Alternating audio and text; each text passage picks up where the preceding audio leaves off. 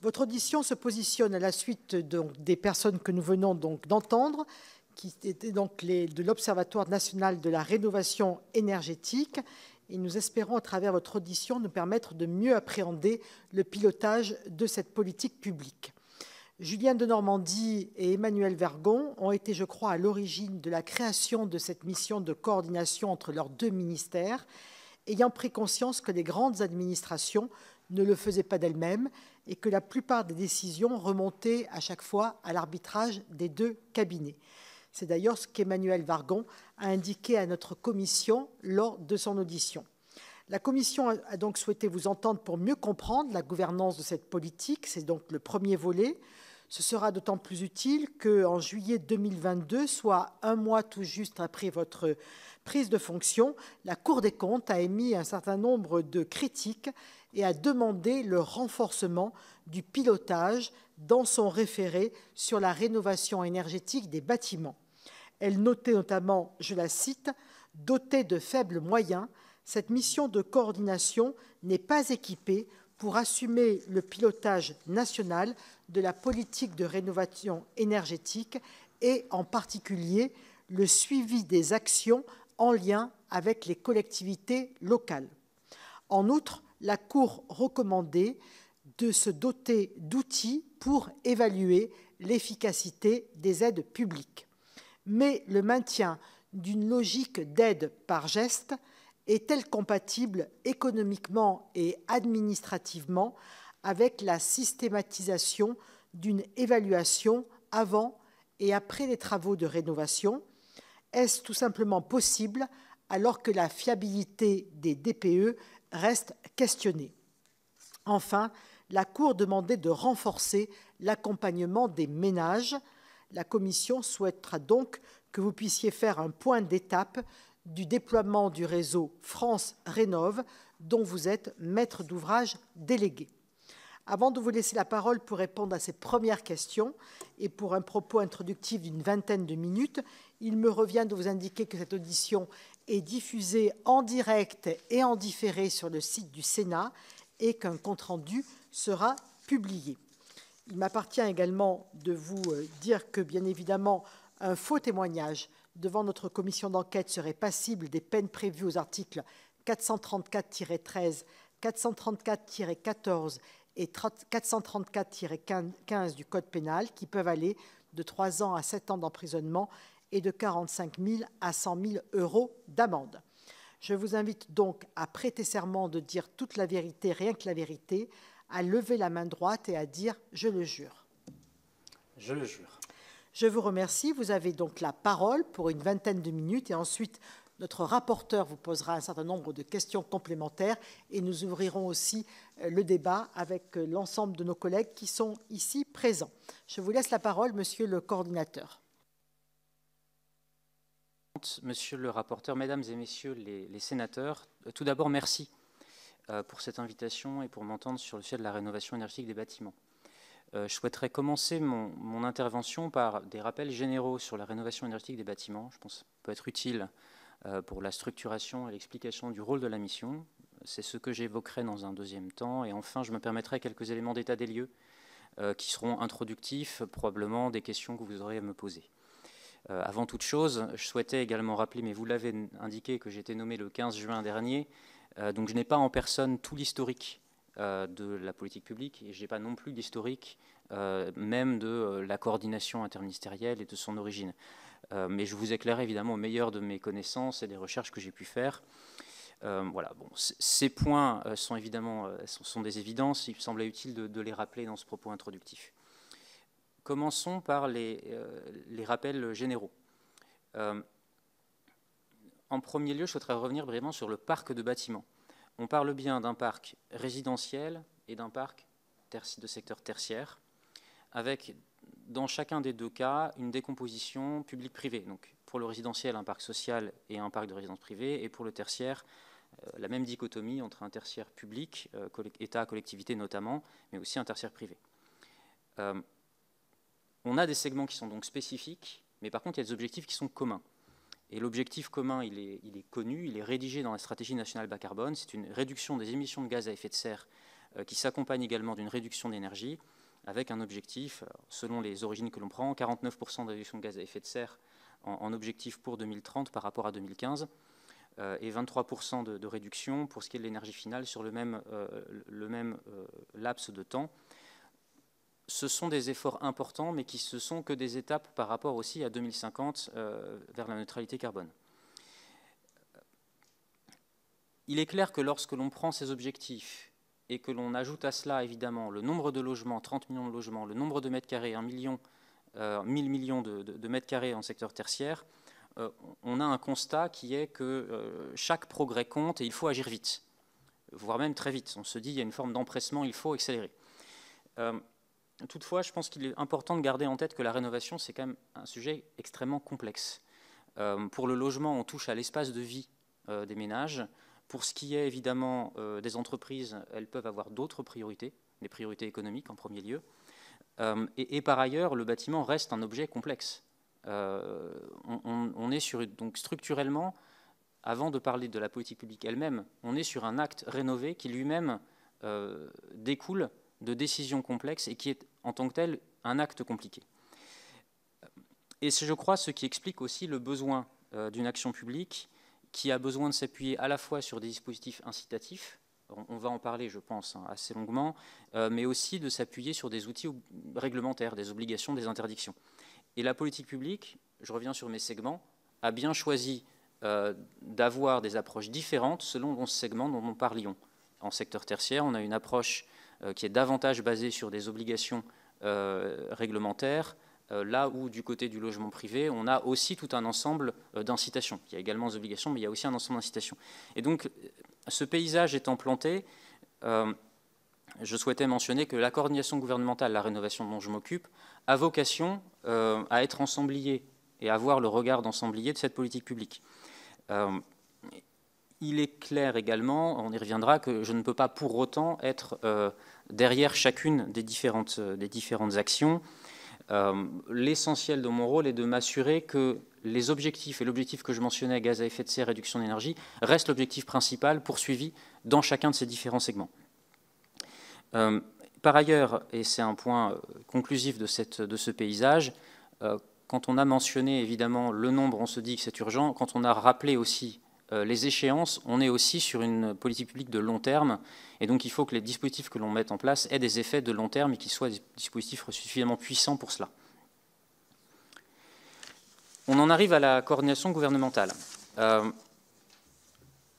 Alors la personne qui m'a précédé, vous l'avez mentionné, a été nommée par une lettre de mission qui est du 1er octobre 2019, qui est donc co-signée par Emmanuel Vargon et par Julien de Normandie. Bon, je n'étais pas présent à la création, donc je me fie donc sur la lettre de mission même, peut-être l'avez-vous lu. Il est clair qu'en termes de contexte, et je cite, les résultats en matière de rénovation énergétique sont jugés à l'époque comme n'étant pas à la hauteur. C'est le terme qui est retenu. Il est également fait mention du fait qu'il y a une demande d'accélération de la rénovation énergétique. Cette demande découle des citoyens eux-mêmes, et il est fait mention en particulier des remontées lors du grand débat national. Donc c'est ça le contexte de création de la mission de coordination. Mais on était en 2019 dans un contexte qui est quand même bien différent de celui que l'on a aujourd'hui. On y reviendra dans quelques instants. Sur le rôle tel qu'elle est mentionnée dans les lettres de l'époque, la mission est chargée de mobiliser les acteurs publics dans un cadre mieux coordonné. Les lettres identifient explicitement l'ANA, l'ADEME, les filières du bâtiment et de l'énergie. Et l'objectif mentionné, il est clair, il est explicité, il faut permettre une accélération significative du rythme des rénovations. Et c'est ça l'objectif et le mandat qui est confié à la mission de coordination.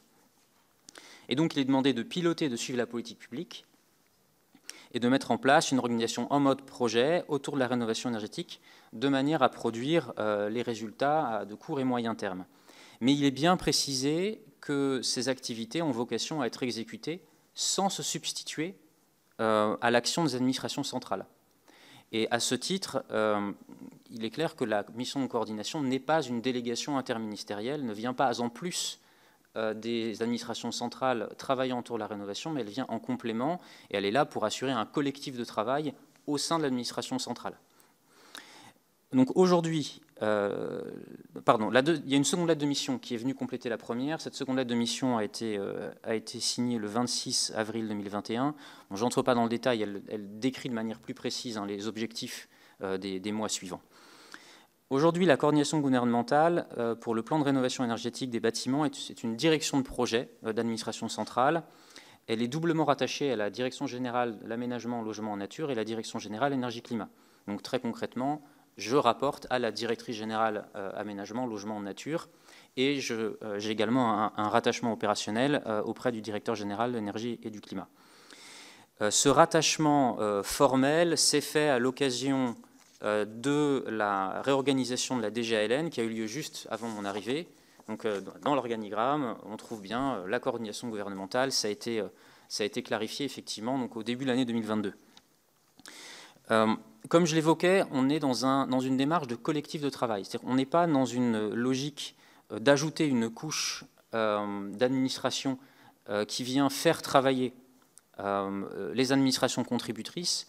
On est dans une logique d'animation, on est dans une logique de faire partie du collectif DGALN, DGEC, qui, au sein de l'administration centrale, vient finalement réaliser et vient élaborer la politique publique en matière de rénovation énergétique. Et donc, on est au carrefour de ce monde énergie et habitat. Et effectivement, l'un des points de la coordination, c'est de s'assurer que le monde énergie, effectivement, est aligné avec le monde habitat. Et on s'assure que les décisions prises de part et d'autre sont effectivement pleinement cohérentes. Et donc, outre l'effectif de mon équipe, je pense qu'il faut aussi, bien entendu, compter les dizaines de personnes au sein de la DGALN, DHUP, et au sein de la DGEC, le service climat efficacité énergétique, qui travaillent à la rénovation énergétique des bâtiments. En complément de ça, bien entendu, il faut ajouter aussi les dizaines de personnes qui travaillent sur ces sujets au sein de l'ANA et au sein de l'ADEME, avec lesquelles également nous sommes en relation. Donc mon équipe est intégrée. Je crois que c'est Manel Vargon qui, il y a quelques semaines, mentionnait ici qu'elle souhaitait qu'il y ait une équipe qui se lève le matin en pensant en rénovation énergétique. Donc je confirme, la coordination gouvernementale se lève le matin en pensant en rénovation énergétique, vu que c'est son mandat unique. Et c'est à ce titre-là qu'on a cette casquette d'être ensemblier de la politique publique. On est également une équipe transverse.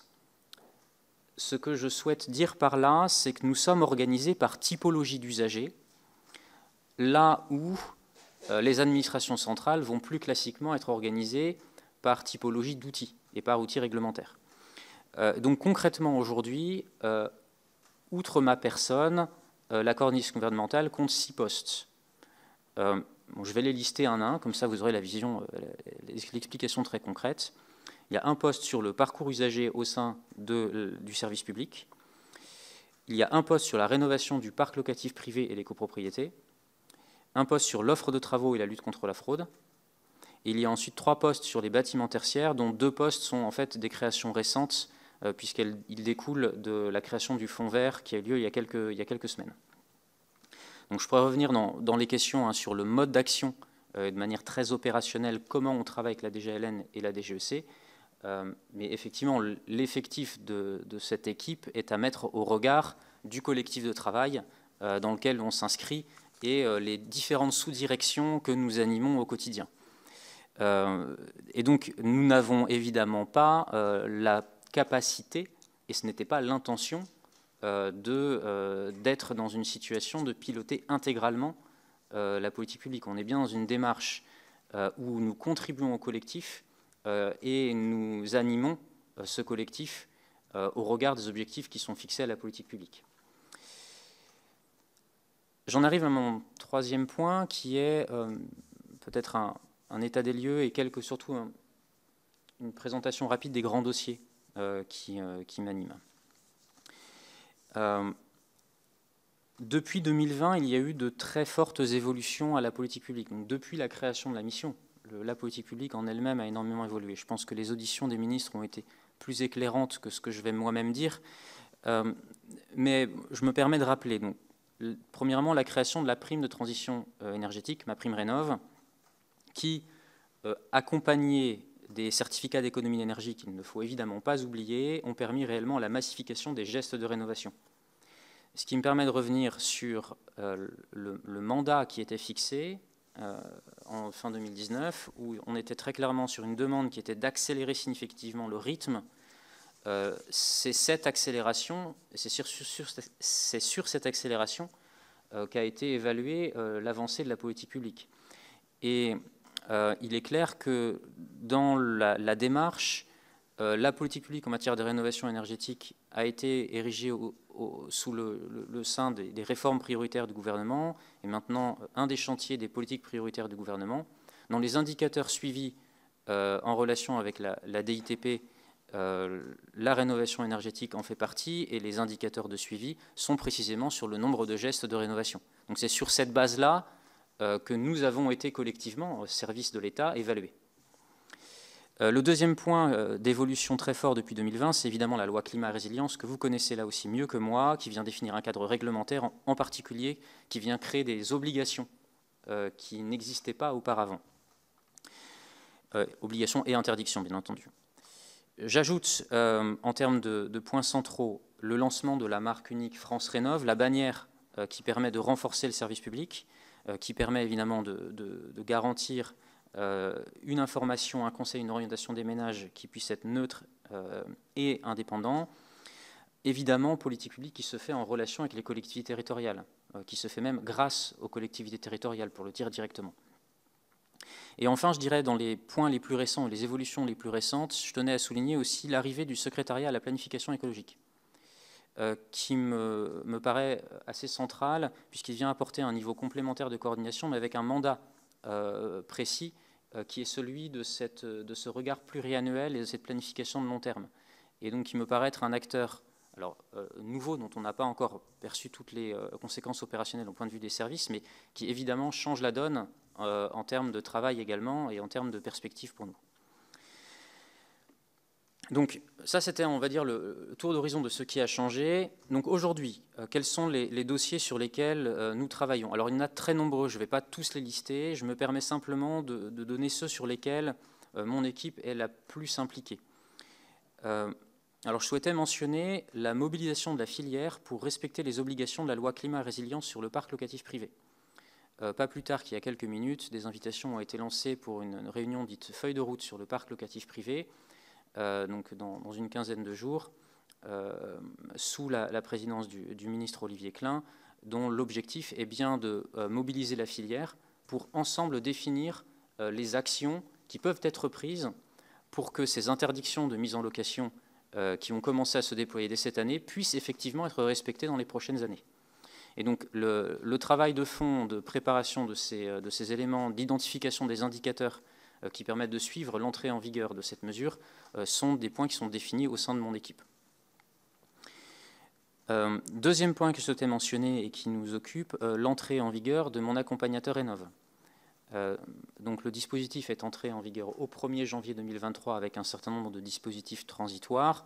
Les dispositifs transitoires vont se décliner au cours de l'année 2023 et de l'année 2024. Et plus généralement, cette thématique s'inscrit aussi dans le sujet plus général du service public de la rénovation de l'habitat, dont on parlera un peu plus tard. Troisième point sur lequel nous sommes particulièrement impliqués, c'est la lutte contre la fraude, ou plus généralement la lutte contre l'écodélinquance, puisque nous animons un groupe de travail interministériel sur la lutte contre la fraude. Et enfin, je souhaitais mentionner également dans les travaux qui nous occupent particulièrement le fonds vert, donc la définition du chapitre relatif à la rénovation énergétique des bâtiments des collectivités dans le cadre du fonds vert nouvellement créé. Donc voilà pour le tour d'horizon que je souhaitais mentionner. J'en ai fini sur ces propos introductifs. Il y a évidemment d'autres points certainement sur lesquels vous souhaitez que je revienne, mais je suis à votre écoute pour vos questions. Merci beaucoup pour ces premiers propos. Et donc, je laisse la parole à notre rapporteur. Merci beaucoup et merci pour vos explications et le détail de vos missions. Peut-être revenir sur... peut-être commencer par la fin de ce que vous avez dit, peut-être sur la question justement du déploiement de France Rénov', parce que c'est... à la fois quelque chose qui est nouveau, mais qui est important. Et c'est vrai que les différents ministres qu'on a pu auditionner je pense, ont tous dit en fait sur la politique en matière de rénovation thermique. Il y avait à la fois la question de la simplicité, de l'accès, et de faire en sorte que ça soit simple. Évidemment, du coup, l'accompagnement qu'il peut y avoir autour, et puis de la visibilité, de la durabilité dans les politiques publiques. Et donc ça, je pense que c'est partagé par tous, et c'est un petit peu justement comment on arrive à mettre à la fois cette simplicité et puis cette visibilité. Sur la mise en place de France Rénov', moi j'avais quand même pas mal de questions sur... C'est vrai que c'est présenté justement comme une simplification, et notamment vers le parcours des ménages. Est-ce qu'on pourrait en savoir un petit peu plus justement sur à la fois le déploiement et puis la mission réelle de mon accompagnateur Rénov', et puis le lien avec les collectivités? C'est vrai que j'ai récemment encore rencontré des collectivités, notamment intercommunalités, qui avaient mis en place des plateformes de rénovation avec des résultats plutôt intéressants, un mécanisme justement assez simple, et puis avec une impression justement qu'on vient encore modifier avec des canaux notamment d'aide, de subventions, etc., qui sont très complexes. Le fameux SPPEH, la Service public de la performance énergétique de l'habitat, qui a également été remis au goût du jour, enfin en tout cas remis en place, et qui vient encore, je dirais, voilà, manque de lisibilité. Donc je voulais savoir comment justement vous arriviez à, dans ce cadre-là, arriver à travailler et à faire en sorte justement qu'on aille vers quelque chose de beaucoup plus simple. Donc ça, c'était de manière générale sur la mise en place justement de la politique et autour de France Rénov'. Et puis ensuite, sur peut-être plus précisément sur vos actions, est-ce que notamment sur la question du label RGE, sur lequel aussi on peut se poser des questions, et le lien avec à la fois les professionnels, les organismes de formation et de certification, est-ce que du coup vous avez un rôle dans ce cadre-là? Et de la même manière sur le DPE, est-ce que du coup vous jouez ce rôle-là sur le suivi, puisqu'il y a la mise en place du nouveau DPE, mais de la même manière, ce que nous ont dit à peu près tous les ministres que nous avons auditionnés, c'est qu'on a besoin d'avoir un système, en tout cas un DPE qui fonctionne et sur lequel on puisse s'appuyer si on veut mettre ensuite en place des politiques publiques claires et efficaces. Et donc comment justement ce suivi se fait autour des différents, enfin de l'évolution en tout cas des DPE. Voilà, je vais m'arrêter là parce que je pense que s'il y a d'autres questions, puis je rebondirai sur ce que vous pouvez nous dire. Merci.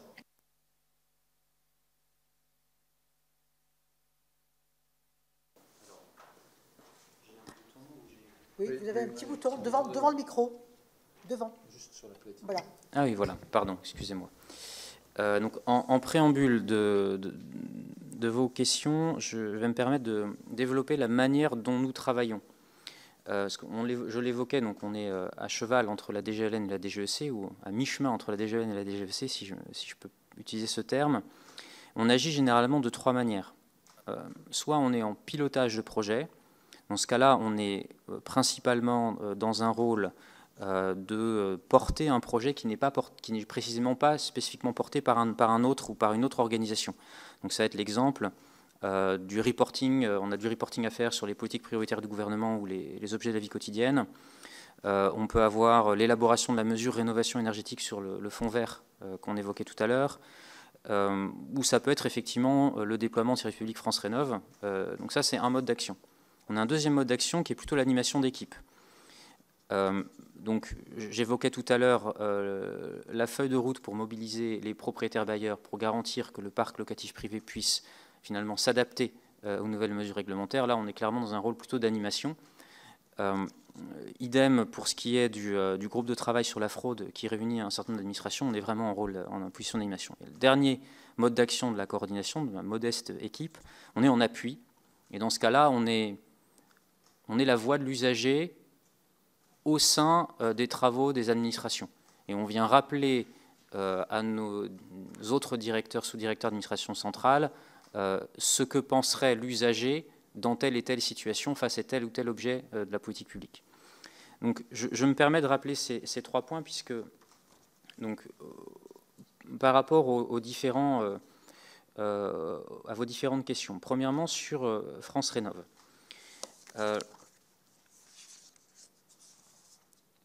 Là aussi, je pense que il est important de revenir sur là où nous en étions il y a encore quelques temps, sans refaire un historique sur les 20 dernières années, puisqu'il y a eu effectivement un certain nombre d'évolutions.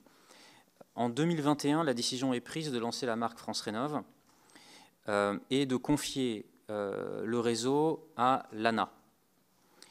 En 2022, lancement opérationnel du réseau et du service public multicanal avec donc, le site internet, le numéro de téléphone et bien entendu s'appuyant sur les guichets.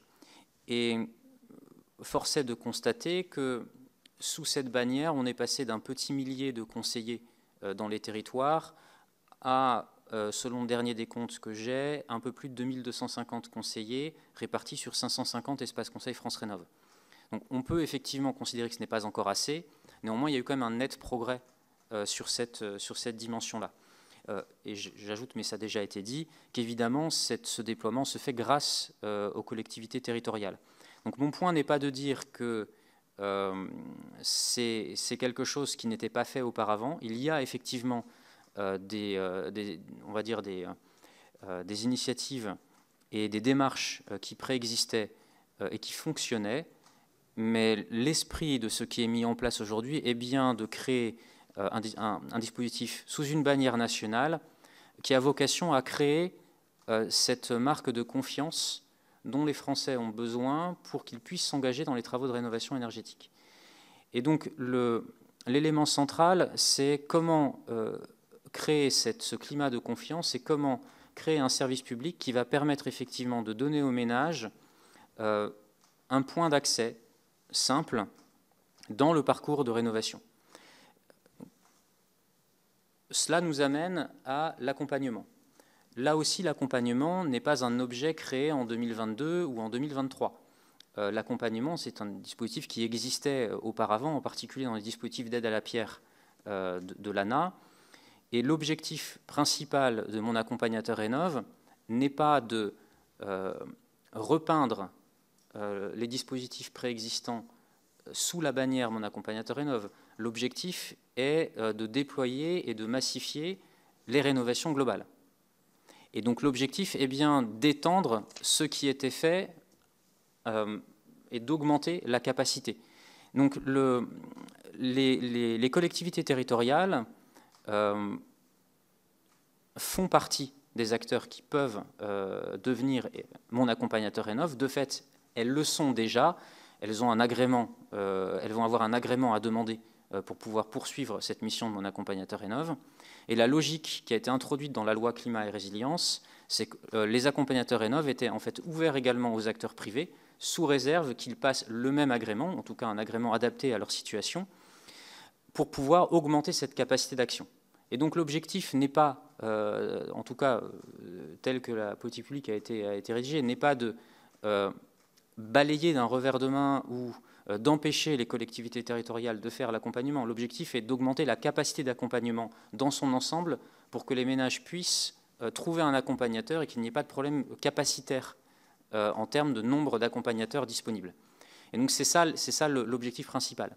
Ensuite, qu'il y ait, le choix a été fait de créer un dispositif où on s'appuie à la fois sur les acteurs historiques, plutôt du côté associatif et du côté des collectivités, donc côté public, et de s'appuyer en même temps sur le secteur privé.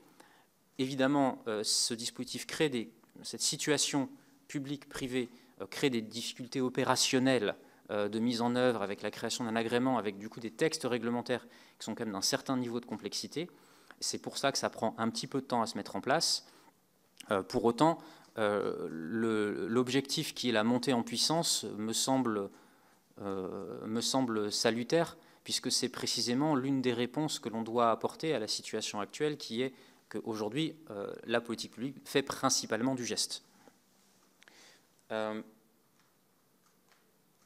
point relatif, toujours sur le service public, la rénovation de l'habitat. Il est clair que l'objectif de simplicité que l'on cherche pour le ménage est susceptible de se traduire par une complexité opérationnelle, en particulier dans les phases transitoires, pour les collectivités territoriales et pour les acteurs du service public lui-même. En voulant écranter pour le ménage et finalement les complexités opérationnelles de l'administration, on obtient des phases transitoires qui sont difficiles, on en a conscience, mais qui sont aussi inévitables si on souhaite pouvoir créer un parcours de l'usager qui soit aussi limpide que possible. Là où je veux en venir en disant cela, c'est qu'on a l'objectif de créer un service public de la rénovation de l'habitat, qui ne soit pas uniquement centré sur la rénovation énergétique pure, mais qui puisse répondre aux enjeux de l'habitat au sens large. Là aussi, ce n'est pas une invention, c'est quelque chose que les collectivités territoriales elles-mêmes ont pu expérimenter à divers endroits. Il y a des maisons uniques de l'habitat qui existent, des guichets uniques de l'habitat qui existent, les maisons de l'habitat. L'idée, c'est bien de pouvoir se donner les moyens de développer autant que possible ces schémas à l'échelle nationale, mais tout en acceptant les spécificités territoriales. Et donc, ça ne peut se faire qu'avec la collaboration, bien entendu, et la participation active des collectivités territoriales. Et donc, le passage d'un dispositif où on avait, il y a encore quelques années, des espaces FAIRE animés par l'ADEME vers un dispositif futur dans lequel on est sur un service public de la rénovation de l'habitat, crée inévitablement sur plusieurs années des transformations au niveau du service public, au sein des collectivités territoriales, au sein des acteurs, auprès des gens qui portent au quotidien ces politiques publiques. C'est compliqué, on en a effectivement conscience, mais on se dit tous que, évidemment, l'objectif est de le faire pour qu'il y ait, in fine, un parcours de l'usager qui soit plus simple et que le ménage puisse s'y retrouver derrière la bannière France Rénov'. Donc c'est ça l'objectif. Je continue sur le label alors, sur comme on le disait, mon accompagnateur Rénov' entre en vigueur progressivement au cours de l'année 2023.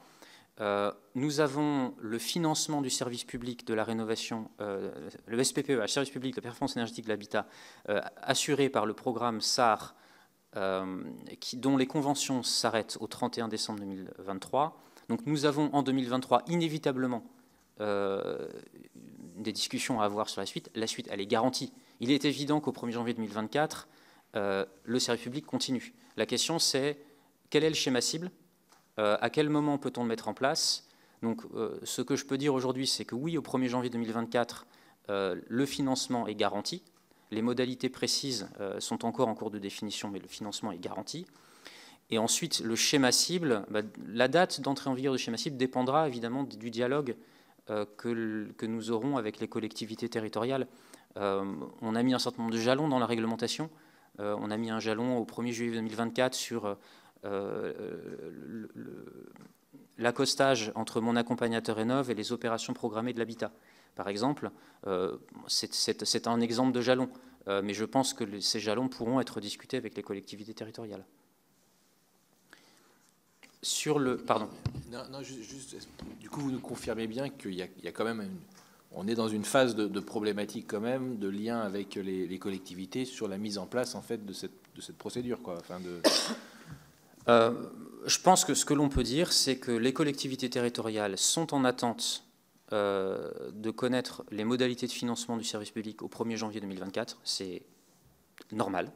La demande est totalement légitime. On y travaille d'arrache-pied. Donc évidemment, je pense que ça crée auprès des collectivités territoriales des questions et des interrogations sur voilà, comment fonctionnera la suite. Je pense que le point central que je souhaitais mentionner, c'est au 1er janvier 2024, oui, il y aura des financements et il y aura un système qui sera en place et on fera en sorte qu'il soit le moins disruptif possible pour pouvoir poursuivre le service public. Mais en parallèle, on souhaite effectivement pouvoir discuter du schéma cible dans l'objectif que j'évoquais tout à l'heure d'un service public de la rénovation de l'habitat. Je reprends vos questions sur le label RGE. Alors, c'était pour cette raison que j'évoquais en particulier les différents modes d'action de la coordination. Pour le label RGE, on est typiquement dans une situation dans laquelle mon équipe, nous intervenons en rôle d'appui. Donc, on est la voix de l'usager dans les réflexions autour de label RGE. Donc, label RGE est piloté principalement par la DHUP. Donc, ce que je peux mentionner malgré tout, parce qu'on en suit l'actualité, bien entendu, hein, vous vous doutez, aujourd'hui, on est principalement sur une démarche de veille du suivi des évolutions qui ont été apportées au dispositif RGE. Donc nous, on intervient sur certaines réflexions internes sur les évolutions de dispositifs, notamment en matière de formation, en matière de montée en puissance sur le nombre d'entreprises RGE. On évoquait tout à l'heure le fait qu'il était plutôt en stagnation. Par ailleurs, le fait qu'on avait également un besoin d'améliorer la capacité de la filière à recruter. Et on avait une difficulté d'attractivité d'ensemble. Ça, c'est les points sur lesquels nous intervenons. Je peux mentionner en particulier le fait qu'on a contribué à, par exemple, des campagnes de communication en 2022 pour l'attractivité de la filière. Mais effectivement, le cœur des activités autour du label sont du côté de la DHUP et on est plutôt des contributeurs indirects sur ce point. Du côté du DPE, on intervient de la même manière. Oui, juste une question complémentaire du coup sur le RGE, justement selon vous et sur le regard que vous avez pu avoir à la fois sur sa mise en place et puis son évolution. Vous en avez plutôt, de se dire que ce label-là et la mise en place de ce label-là a été plutôt positif et c'est plutôt une analyse positive et le fait de pouvoir le poursuivre, ou est-ce qu'il y a quand même une réflexion sur son évolution, sur d'autres... Je dis ça parce que je pense à certains pays, par exemple, qui fonctionnent différemment, qui n'ont pas forcément de labellisation sur les entreprises, mais plutôt un contrôle en fin de chantier, en fait, sur la qualité, et le résultat, en fait, des travaux. Et c'est vrai que je sais qu'il y avait aussi une réflexion, d'ailleurs, ça peut être l'un et l'autre, d'ailleurs, parce que c'est pas forcément... mais savoir si, du coup, il y avait ce type de réflexion qui était... Alors, on a bien connaissance des dispositifs alternatifs qui peuvent exister. D'ailleurs, ces dispositifs existent parfois aussi en France sur d'autres sujets que la rénovation énergétique. Le fait d'aller contrôler, par exemple, le domaine de l'électricité, par exemple, ou du gaz. À ce stade, il n'y a pas de travaux internes qui visent à remettre en cause les fondamentaux du label RGE. Les réflexions internes et les travaux qui existent au sein de nos services sont plutôt sur une réflexion autour de faire évoluer le dispositif, de l'améliorer, mais il n'y a pas de travaux qui visent à le refondre intégralement et à effectivement renverser la table de la démarche. Et les entreprises se plaignent de la complexité des démarches et souhaiteraient une simplification qui les amènerait plus facilement à s'inscrire dans cette démarche de RGE. Oui, c'est effectivement les signaux qu'ils nous envoient. Après, les fédérations, je pense, sont aussi moteurs de ce label. Je pense que, en tout cas pour ce que j'en vois, la DHUP est aussi à l'écoute des remontées des différentes filières. Il y a des propositions qui ont été évoquées sur notamment la formation. Je pense que ce sont des points qui peuvent être instruits, peuvent être inscrits à l'ordre du jour. On entend également les appels du pied concernant la simplification ou concernant les contrôles, par exemple. On peut entrer dans le détail pour ce que je peux connaître. Je ne connais pas forcément tous les dispositifs. Ma compréhension, c'est que les points de simplification qui étaient appelés, qui ont été rappelés dans un certain nombre de contextes, à ce stade, il n'a pas de suite a été donnée parce que les propositions qui étaient faites n'étaient pas, on ne pouvait pas y donner suite, notamment sur la simplification des contrôles. Il était fait appel le fait qu'il souhaitait que les contrôles soient fusionnés de manière complète entre les contrôles RGE et les contrôles des aides que l'on peut trouver du côté des certificats d'économie d'énergie ou du côté de MaPrimeRénov'. Chaque type de contrôle contrôle des gens différents sur des objets différents, et donc parler de fusion des contrôles n'est tout simplement en fait pas possible puisqu'on ne contrôle pas les mêmes personnes, les mêmes individus. Donc, pour prendre cet exemple sur lequel je souhaitais rebondir. Mais je vous encourage à solliciter la DHUP de manière précise sur ces questions et je pense qu'ils seront à même de pouvoir vous répondre.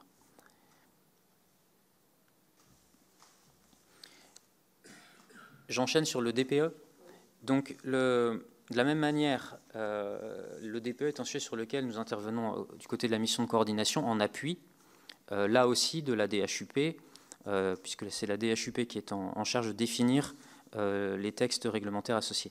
De manière générale, j'ai omis de le préciser, la mission de coordination dans ses fonctions, donc animation, pilotage de projet et puis appui, nous n'avons pas de rôle réglementaire, nous n'avons pas de rôle budgétaire. Donc on s'appuie sur les services DGLN, DGEC pour ce qui est des textes réglementaires et des budgets. Donc sur le DPE, on est en appui et un choix a été fait en 2021, je crois qu'il est assumé pleinement, qui est de faire en sorte que le DPE s'appuie sur les caractéristiques physiques du logement. Et donc la méthode a été mise en place pour avoir une description qui soit aussi fiable qu'il est possible. Donc ce sont les données renseignées par le diagnostiqueur, ce sont ça, hein, ces données d'entrée. Et ces données renseignées doivent être pleinement justifiées. On peut regarder là où est le DPE aujourd'hui, on peut aussi regarder là où il était il y a 2 ans.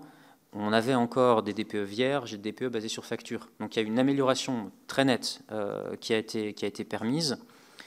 Et l'essentiel des travaux aujourd'hui porte sur la fiabilisation de la réalisation du DPE. C'est-à-dire qu'on ne remet pas en cause la méthode et le principe qui est d'avoir un DPE qui est basé sur les caractéristiques physiques, et on met tous nos efforts, et l'essentiel des efforts, sur les travaux avec les filières diagnostiqueurs pour que l'acte du diagnostic soit aussi répétable qu'il est possible, en particulier, comme je l'évoquais à l'instant, en allant au bout de la démarche de justification des données qui sont renseignées dans les DPE.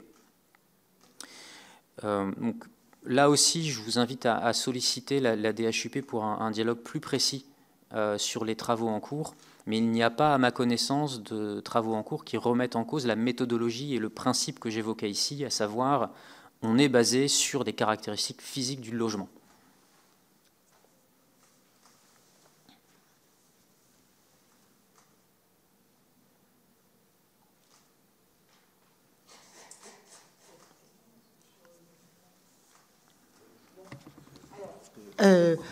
Est-ce que nos collègues souhaiteraient poser des questions?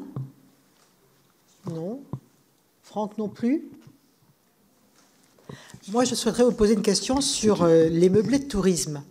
Est-ce qu'aujourd'hui, compte tenu du fait que les meublés de tourisme ne sont pas soumis à l'interdiction de louer lorsqu'ils sont considérés comme étant des passoires thermiques, et on entend que le gouvernement s'intéresse de près à ce sujet-là, est-ce que vous avez déjà été mobilisé sur ce sujet? Est-ce que vous allez l'être? De quelle façon? En appui, en animation, Alors, sur le sujet précis de peut-on interdire ou peut-on étendre l'interdiction aux meublés touristiques, donc effectivement, il y a une volonté du cabinet du ministre de la Ville et du Logement d'aller dans le sens d'une interdiction de louer les meublés touristiques qui seraient des passoires. Aujourd'hui, moi, je ne suis pas en première ligne. Je sais qu'il y a des travaux internes qui ont été sollicités, donc le sujet est à l'étude. Voilà, je n'en connais pas les paramètres, je ne connais pas les limites juridiques. On est sur un sujet qui est juridique. Ça veut dire que pour l'heure, vous n'avez pas été moi, personnellement, directement approché ni mobilisé. Non. Et potentiellement, ça pourrait être possible. Alors, je pense que, compte tenu de la complexité du sujet, de la complexité juridique, probablement le sujet sera envoyé à la DHUP, qui possède effectivement les juristes et les experts qui permettront d'analyser de manière détaillée cette question. Pour ce qui me concerne, je serais plutôt mobilisé sur un sujet connexe, qui est comment fait-on pour éviter pour que cette éviction n'ait pas lieu? C'est-à-dire que comment fait-on pour que le parc locatif privé reste plein et entier?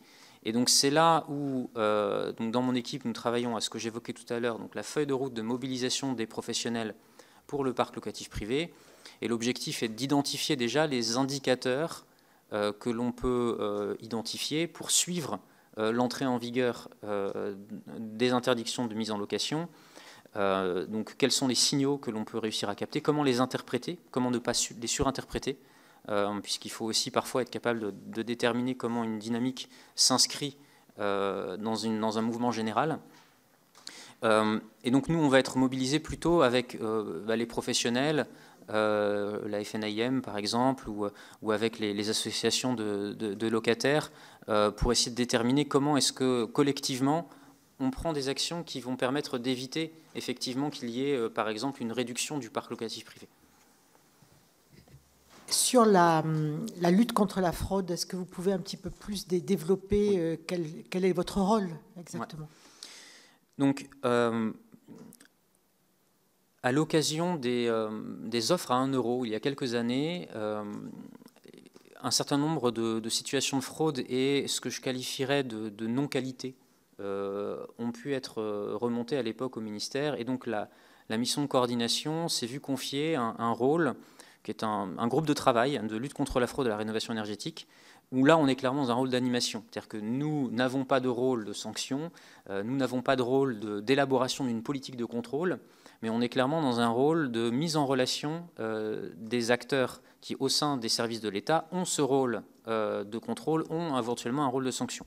Donc dans ce GT qui se réunit de manière hebdomadaire, nous avons la DGCCRF, la DGALN, donc notamment les acteurs côté tutelle ANA, le pôle national des C2E au sein de la Direction générale énergie-climat, le PNC2E, donc l'ANA elle-même, nous avons l'ADEME, nous avons le service central de renseignement criminel de la Direction générale de la gendarmerie nationale et nous avons le service d'information de renseignement et d'analyse stratégique sur la criminalité organisée de la Direction générale de la police nationale. Donc nous nous réunissons de manière hebdomadaire. Nous sommes principalement focalisés sur des chantiers structurels. C'est-à-dire que dans ces réunions, nous pouvons avoir ponctuellement des partages très opérationnels d'informations quand les textes réglementaires nous le permettent. Partager des informations sur des fraudes en cours, typiquement. On peut partager également des schémas de fraude, mais l'essentiel de nos travaux sont autour, par exemple, de l'élaboration des messages de prévention à destination du grand public, peuvent être autour de l'élaboration des conventions de partage d'informations entre nous, faire en sorte que si un schéma de fraude a été identifié et si des interlocuteurs frauduleux ou des entreprises frauduleuses ont été identifiés à tel endroit, que les coordonnées peuvent être transmises à un autre service, par exemple. Et on peut être amené à intervenir également sur différents outils de reporting pour permettre effectivement tout simplement aux ménages et aux citoyens de faire le reporting des situations de fraude. Donc on est sur des chantiers plutôt structurels et à ce stade, on ne nous a pas confié d'autres rôles que celui-ci. Évidemment, on est plutôt bien positionné malgré tout pour faire des propositions et pour identifier et pour proposer éventuellement des évolutions dans le dispositif, ce que nous faisons à destination des cabinets ministériels. Longtemps que ce groupe de travail a été mis en place ? Alors, il a été mis en place en 2019. Il s'est réuni plutôt avec une bonne fréquence. Et donc, à ma connaissance, en tout cas depuis que je suis arrivé, les réunions hebdomadaires se sont tenues de manière quasi systématique. Voilà, je n'ai pas l'historique complet, hein, comme je l'évoquais, mais depuis juin, il y a eu une réunion par semaine quasiment tout le temps. Oui, juste rapidement. Merci. Une petite question. En fait, le rapport de la Cour des comptes a dénoncé l'absence d'une doctrine claire entre la protection du patrimoine et la transition écologique. Alors, mon souci, c'est le patrimoine non protégé, hein, c'est-à-dire je ne parle pas des monuments historiques, je ne parle pas du patrimoine qui est protégé dans les documents d'urbanisme, je parle bien des maisons de nos villages, etc. Et j'aurais aimé savoir s'il existait un travail conjoint entre les administrations des ministères de la transition écologique, ministère de la Culture et de l'Agriculture sur ces sujets pour qu'on puisse mieux tenir compte des propriétés qui sont spécifiques à ce type de bâti, parce qu'on se rend compte qu'avec les techniques qui sont actuellement conseillées, les préconisations qui sont faites par le DPE tel qu'il est actuellement pratiqués, en fait, vont à l'encontre des spécificités de ce type de bâti. En premier lieu, effectivement, lorsqu'un ménage réalise un diagnostic de performance énergétique, il y a des préconisations un peu standards qui peuvent être proposées. Elles sont à la main du diagnostiqueur. Mais la réalité des préconisations de travaux sont plutôt à aller chercher au sein d'un autre outil réglementaire qui s'appelle l'audit, qui lui a vocation à proposer des plans de travaux plus précis et qui ont vocation effectivement à donner des indications aux propriétaires qui sont, on va dire, plus complètes. Pour répondre à votre question, oui, il existe un groupe de travail entre le ministère de la Culture et le ministère de la Transition écologique. Donc là aussi, c'est un groupe qui a entre une des sous-directions de la DHUP et une entité du ministère de la Culture, excusez-moi, j'ai oublié le nom de l'entité, donc qui vise précisément en fait à travailler, donc non pas sur le DPE comme je l'évoquais juste avant, mais travailler précisément sur les typologies de préconisation. On retrouve par ailleurs, donc ce groupe de travail existe. Par ailleurs, il y a au sein des opérateurs de l'État un certain nombre de bonnes pratiques qui ont déjà été formulées, qui sont des outils que l'on peut mettre en avant et qu'effectivement, il est bon que les architectes des bâtiments de France, mais aussi les services déconcentrés de l'État, mais aussi, pourquoi pas, les professionnels peuvent connaître. Donc, notamment au sein du CEREMA, il y a le CREBA qui a été mis en place.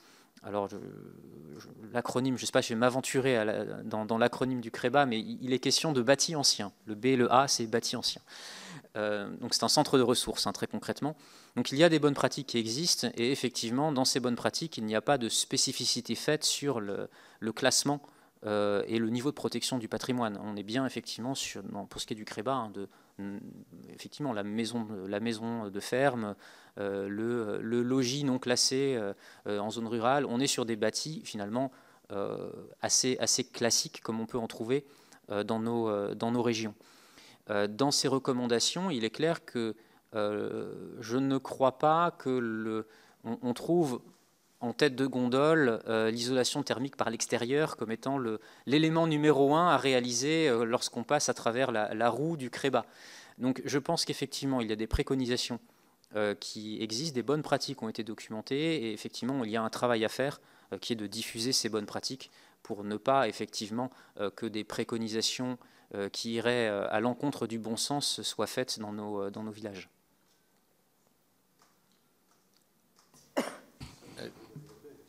Et ça vaut, oui, et ça vaut bien entendu en zone urbaine, hein, oui. Tout à fait. Merci. Juste une précision pour rebondir sur la question des fraudes, qui est plutôt sur quand on parlait justement de simplicité, où on a pas mal de retours notamment sur ma prime rénov, sur de problématiques justement de personnes qui soit ont mal rempli un dossier, etc., et de difficultés en fait du droit à l'erreur, tout simplement. Je voulais savoir si ça c'était quelque chose sur lequel à la fois vous aviez des remontées et si c'était important. C'est vrai qu'on nous a dit que globalement par rapport au nombre de dossiers c'était pas si important que ça, mais voilà, enfin en tout cas c'est quand même quelque chose qui existe. En tout cas, la grande difficulté quand il y a une problématique comme ça, souvent qui est très simple, c'est de revenir en arrière, quoi, et de pouvoir régulariser cette situation. Donc voir si du coup sur cet aspect-là vous aviez à la fois des remontées et des interventions, et puis le lien entre aides et subventions qui peuvent être apportées et coût des travaux et augmentation du coût des travaux, quoi. C'est-à-dire en gros d'avoir une visibilité sur l'aide financière et l'aide publique qui peut être apportée, et là où en fait elle va, et l'effet d'aubaine qu'il peut y avoir derrière sur cette aide publique. Sur le premier point portant sur les dossiers mal renseignés, le droit à l'erreur, éventuellement les personnes qui n'auraient pas réussi à aller au bout de leur démarche. Effectivement, et j'ai envie de dire de manière assez objective, lorsque l'on regarde les nombres de dossiers qui ont été engagés, donc dossier engagé signifie que le ménage est allé à la fin de la première phase du processus, qui est d'obtenir un accord de principe sur l'aide qu'il va obtenir dans ma prime rénov'. On est sur des chiffres qui sont extrêmement élevés. On est sur 2022, on est à plus de 600 000. En 2021, on était à 650 000. Donc on a des chiffres qui sont très élevés et qui sont à mettre en relation avec les quelques centaines de dossiers de personnes qui n'ont pas réussi à aller au bout de leur processus ou qui sont, on va dire, dans une impasse. Moi, je vous encourage à solliciter l'ANA sur ce sujet pour vous expliquer de manière très détaillée ce qu'ils font. Nous avons un suivi, donc tutelle vers l'ANA, de manière précise sur le traitement de ces dossiers. Et donc, il y a des suivis réguliers sur les dossiers dits en difficulté qui a été mis en place. Et donc, sans entrer dans le détail, et je pense que Valérie Moncret-Taylor ou bien les services de la DHUP le feront avec plus de précision que moi, le suivi est allé jusqu'à un appel volontaire de l'ANA vers le ménage pour aider le ménage à aller au bout du traitement de son dossier. Donc il y a comme une démarche de fond qui a été faite pour un certain nombre de cas, pour un certain nombre de dossiers. Aucune suite n'a été possible. Le ménage n'était pas joignable ou ne répondait pas. Donc il y a pu avoir des situations dans lesquelles le traitement n'est pas allé à son terme, mais cela reste malgré tout une volumétrie très limitée. Le point que ça appelle également, le fil que cela tire, c'est dans un objectif de massification, effectivement, des choix ont été faits d'avoir une plateforme nationale. Je pense que ce point-là a déjà été discuté lors des précédentes auditions. Je souhaitais préciser que l'ANA travaille également à une convention avec France Service pour s'assurer, pour des ménages qui pourraient être en situation d'illectronisme, d'avoir un accompagnement à l'outil et que les ménages puissent être accompagnés de manière individuelle par des personnes pour pouvoir également aller au terme d'un certain nombre de ces dossiers lorsque cela est nécessaire. Tout en sachant que c'est déjà en pratique quelque chose qui peut être fait aussi directement par certains des guichets des services publics dont je parlais tout à l'heure. Donc, il y a un certain nombre d'actions qui sont mises en œuvre. Oui, il y a certainement encore des actions à faire pour aller encore plus loin, mais je pense qu'il y a quand même beaucoup d'efforts qui ont été déployés sur cette thématique, qui reste un sujet de focus, comme je l'évoquais, vu qu'on le suit en direct depuis les tutelles. Sur le lien entre les aides et le coût des travaux.